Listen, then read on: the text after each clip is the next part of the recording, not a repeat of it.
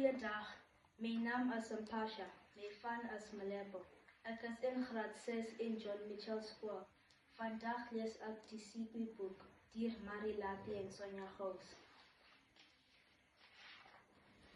Toe Sikwi nog hare gehad het, in Debele story, deel 1.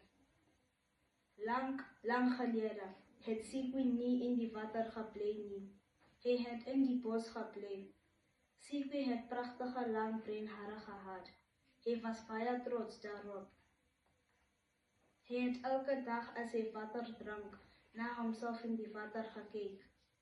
Hy het gedink hy is baie mooi. Al die diere moes elke dag vir Sikwi sê hoe mooi hy is. Op 'n dag kyk hy weer na homself in die water. Hy sê, "Sjoe, is ek nie mooi nie? Baie mooier as Haas met haar kort hare en lang ore." Haas sit agter 'n boom en hoor wat Sikwi sê. Haas is smoorkwaad vir Sikwi. Sy besluit om vir Sikwi 'n les te leer.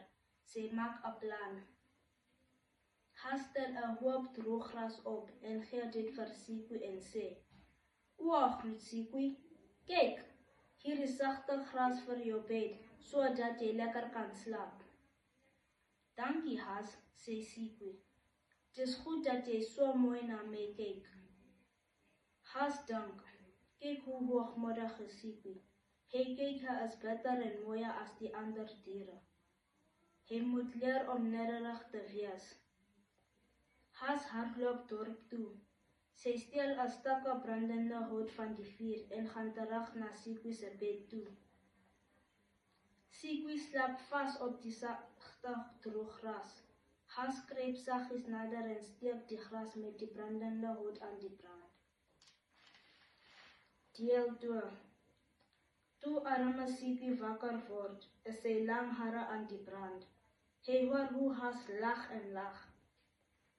Eina, skree Sikwi terwyl hy rivier toe hardloop. Hy spring net betyds in die water om sy lewe te red. Arme Sikwi se lyf is seer. Hy klim uit die rivier uit en kyk na homself in die water.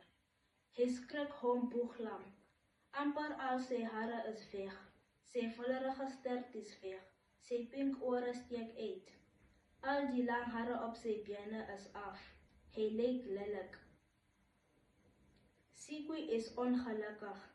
Hy spring weer in die water om sy lelike groot lyf weg te steek. Van daardie dag af bly Sikwi nie in die water. Net in die nag, as niemand hom kan sien nie, kom hy uit die water om die gras langs die water te eet.